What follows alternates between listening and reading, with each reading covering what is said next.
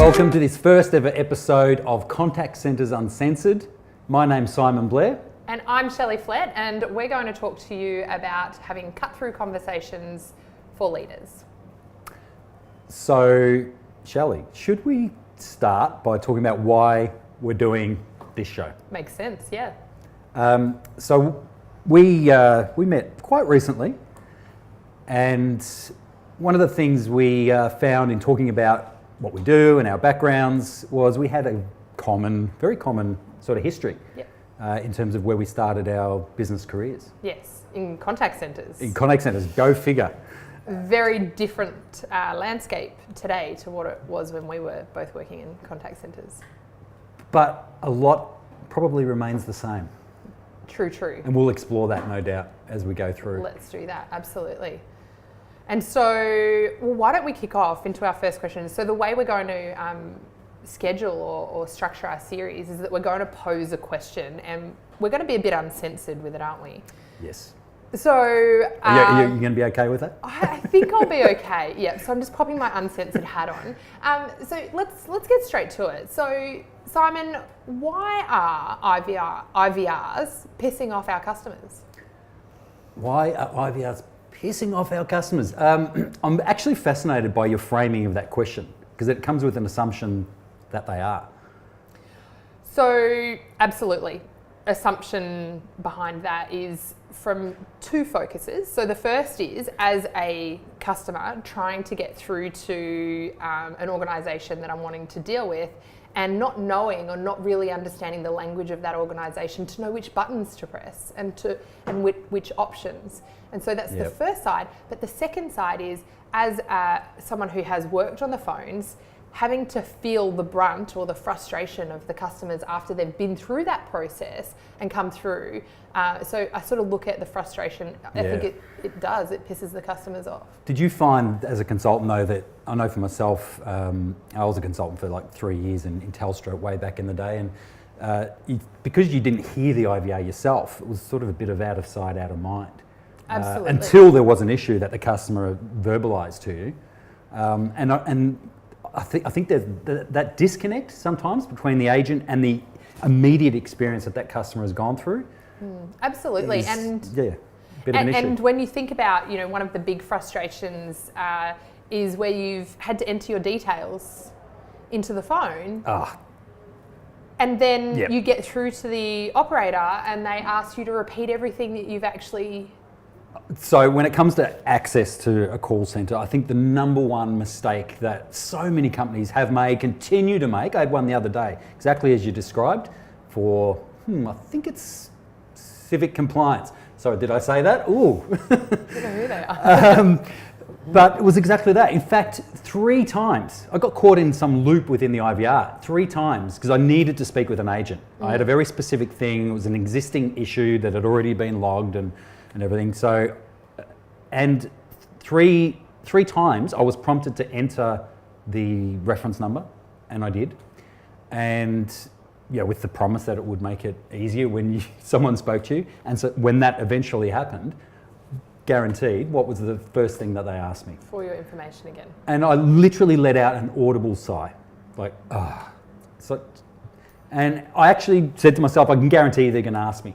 So because of my previous experiences, like I'm sure you're all familiar with, I fully expected that to happen, and guaranteed that's what happened. And isn't it a little bit underwhelming when that happens? It is so easy to exceed customer expectations when your expectations are set so low. That's right. And it's sad that we've got there, but the benefit of that is that it actually makes it so much easier to improve customer experience. Well, that's something, everything to do with before you even speak to an agent, from hold music to the design of the IVR itself. The hold music, don't get me started. Yeah, well, we'll talk about that. Hold that thought. The screen pop. Yes. Is it CTI? I remember the technology that we're talking about with the asking for details and having that present on the agent's screen. That is just fundamental stuff that you can just get it right through testing in a classic sort of methodology to user test it, get some objective feedback, make sure it's working. From a customer experience point of view, it just works. And then you're just meeting the customer's basic expectations of Yeah. make it quick, make it easy. I don't want to have to think about it, because my goal as a customer is to speak to an agent. So anything that gets in the way of that, I'm going to have a negative reaction to. Yeah. But if you get it right, then you're in the game. You set the framework for the agent Yeah. to then have a customer who's at least neutral and maybe got a positive, open sort of mindset.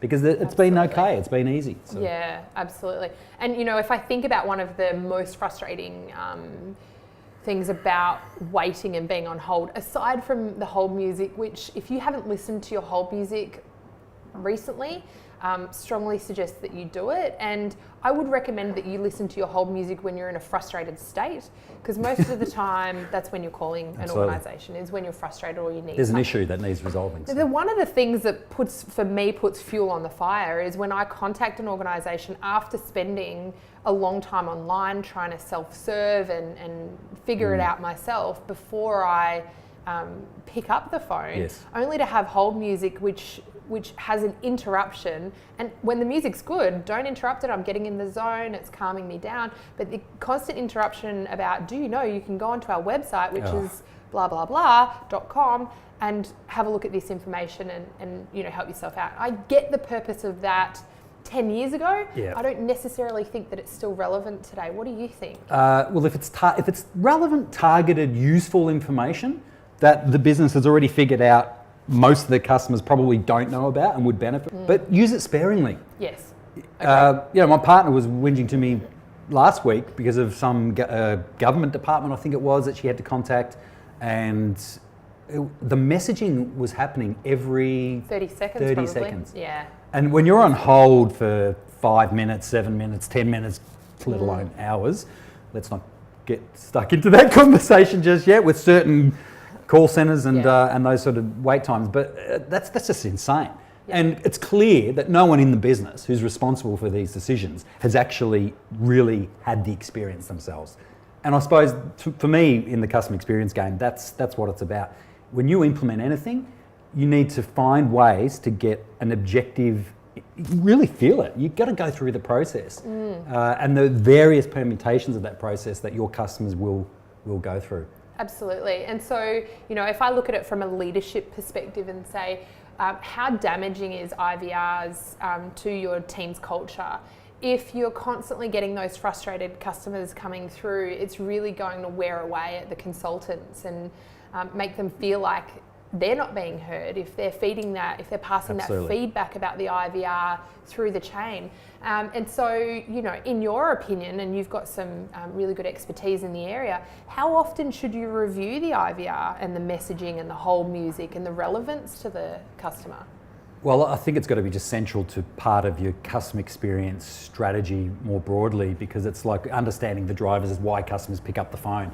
And you could implement something in, say, your online world, in the digital space, that's going to alter the nature of the inquiries that are coming through, the volumes, and therefore it could shift the priority of even the order of your options. Some options that might be historically prominent and now should be pretty much redundant. But I suppose, look, it goes down to one of the classic mistakes that are made is keep it simple. And the companies that don't, because they're not adhering to, you know, and those of you that are familiar with IVR design, you know, the classic 4x4. No more than 4 levels, no more than 4 menu items at any level. And how many times as consumers do we experience menu items that we're up to option number 5, option 6, option 7? I think I got to 8 the other day.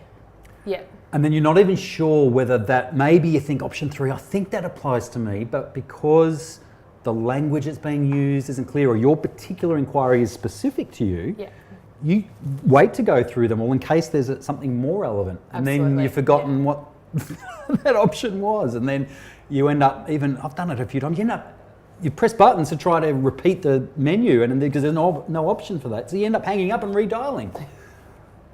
So our cameraman's actually nodding. Simon.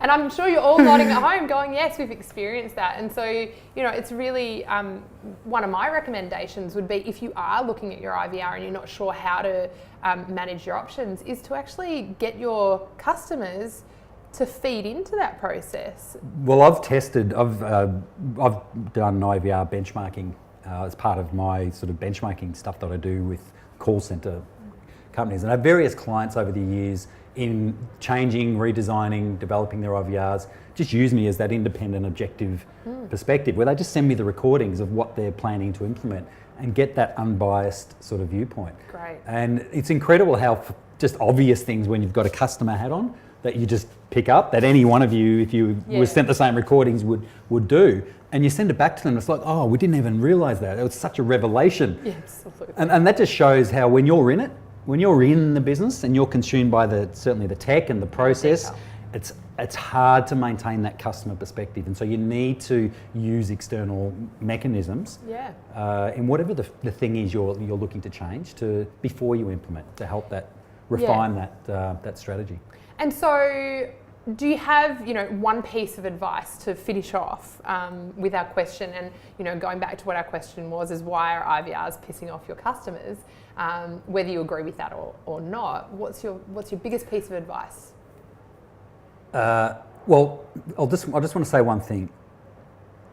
The tricky bit with the IVR is it's one of these things that businesses have implemented, certainly to benefit the business, but actually to benefit the customer. Of course. Here's the thing though, from a customer experience point of view, customers will never appreciate that. And that's just the curse you got to live with. Absolutely. To get them to the right person as quickly as you can.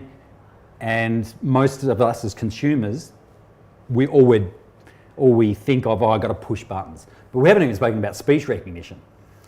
The automated. I don't think we're ready for that conversation. No, it's a whole different ball game.